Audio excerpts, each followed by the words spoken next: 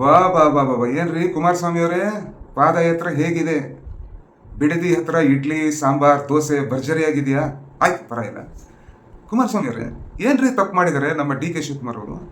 ಅವರು ಕುಲ್ಲ ಹೇಳಿದ್ದಾರೆ ಪ್ರತಿ ಎಕರೆಗೆ 3 ಕೋಟಿ ರೂಪಾಯಿ ಕೊಡ್ತೀವಿ ಅಂತ. ಆದ್ರೆ ನೀವೆಷ್ಟ್ರಿ ಕೊಟ್ಟಿದ್ದೀರಿ? ಜುಜುಬಿ 25 ಲಕ್ಷ ಎಲ್ಲಿ?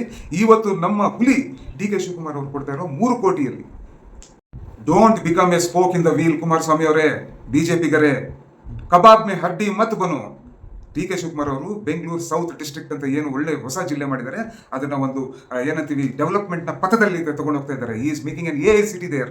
ಎ ಸಿಟಿ ಆದ್ರೆ ಅಲ್ಲಿ ಏನಾಗುತ್ತೆ ನಿಮಗೆ? ಏನಾಗುತ್ತೆ ಅಲ್ಲಿ? ಆ ಪ್ರಾಂತ್ಯದ ಜನರಿಗೆ ಉದ್ಯೋಗ ಸಿಗುತ್ತೆ, ಆ ಪ್ರಾಂತ್ಯ ಡೆವಲಪ್ ಆಗಿದೆ. ಇವತ್ತು ವೈಟ್ ಫೀಲ್ಡ್ ಹೆಂಗಾಗಿದೆ, ಎಲೆಕ್ಟ್ರಾನಿಕ್ ಸಿಟಿ ಹೆಂಗಾಗಿದೆ, ಸರ್ಜಾಪುರ್ ಹೆಂಗಾಗಿದೆ, ಆ ತರ ನಿಮಗೆ ಬಿಡದಿ ಆಗುತ್ತೆ. ಅರ್ಥ ಮಾಡ್ಕೊಳ್ಳಿ.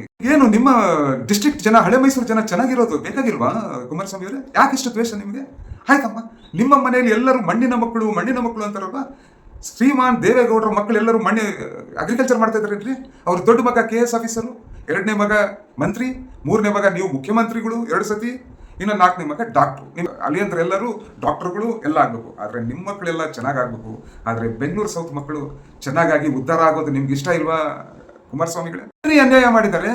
ಕನಕಪುರ ಬಂಡೆ ನಮ್ಮ ಹುಲಿ ಡಿ ಕೆ ಶಿವಕುಮಾರ್ ಅವರು ಏನ್ ಮಾಡಿದ್ದಾರೆ? ಯಾರ್ಯಾರು ನೋ ಫೋರ್ಸ್, ನಿಮ್ಗೆ ಯಾರ್ಯಾರು ನಿಮ್ಮ ಜಮೀನನ್ನು ನೀವೇ ಇಟ್ಕೊಳ್ಳಿ, ನಮ್ದು ಏನು ಅಭ್ಯಂತರ ಇಲ್ಲ. ಯಾರ್ಯಾರು ಕೊಡ್ತೀರೋ ಅವ್ರಿಗೆ ಕಾಂಪೆನ್ಸೇಷನ್ ಬಂದ್ರೆ ಅಪ್ ಟು 3 crores ಹೇಳಿದ್ದಾರೆ. 3 ಕೋಟಿವರೆಗೂ ಕೊಡ್ತೀನಿ ಅಂತ ಹೇಳಿದ್ದಾರೆ. ನೀವು ಕೊಡ್ತಾ ಇದ್ದಿದ್ದು ಜುಜುಬಿ 25 ಲಕ್ಷ. ಯಾರ್ಯಾರು ನಿಮಗೆ ಕಾಂಪೆನ್ಸೇಷನ್ ಬೇಡವೋ ನೀವು 50-50 ಅನುಪಾತದಲ್ಲಿ ನೀವು ಡೆವಲಪ್ಡ್ ಲ್ಯಾಂಡ್ ತಗೊಳ್ಳಿ ಅಂತ ಹೇಳಿದೆ. It's A win situation for farmers and ರೈತರು. ನೀವು ಯಾಕ್ರಿ ಕಬಾಬ್ ಮೇ ಹಡ್ಡಿ ಹಾಕ್ತೀರಿ? ಯಾಕ್ರಿ ಆ ರಾಮನಗರ ಜಿಲ್ಲೆಯ ಜನರ ಶಾಪ ತಟ್ಟ ನೋಡಿ. Mekedatu D K Shivakumar start ಆಗಿದ್ದು, ಅದು ಇನ್ನು ಬರುವ ದಿನಗಳಲ್ಲಿ ಅದು ಆ ಕನಸು ನಮಗೆ ನನಸಾಗೋ ಸ್ಥಿತಿ ಬಂದಿದೆ. ಅದೇ ರೀತಿ ಎಲ್ಲ ಬಿಡದಿ ಜನತೆ, ಬೆಂಗಳೂರು ಸೌತ್ ಜಿಲ್ಲೆಯ ಜನತೆ ಹೇಳ್ತೀನಿ ನೋಡಿ, ಇವತ್ತೇನು ನಮ್ಮ ಹುಲಿ ಬಂಡೆ ಡಿ ಕೆ ಶಿವಕುಮಾರ್ ಅವರು ಆ AICT ಬಿಡದಿಯಲ್ಲಿ ಕೊಟ್ಟು ಒಂದು ಶಪಥ ತಗೊಂಡಿದ್ದಾರೋ ಅದು ಮಾಡೋ ಶತಸಿದ್ಧ. It will be a win situation for both. ಈ ಮೀರ್ ಸಾಧಿಕರಿದ್ದಾರೆ ನೋಡಿ, ನಿಮ್ಮ ತಲೆ ಕೆಡಿಸೋ ಮೀರ್ ಸಾಧಿಕರಿದ್ದಾರೆ ಇಲ್ಲಿ, ಅವರು ಆಂಟಿ ಡೆವಲಪ್ಮೆಂಟ್, ನಿಮ್ಮ ಏಳಿಗೆಯನ್ನು ಯಾವತ್ತೂ ಸಹಿಸಲಾರರು.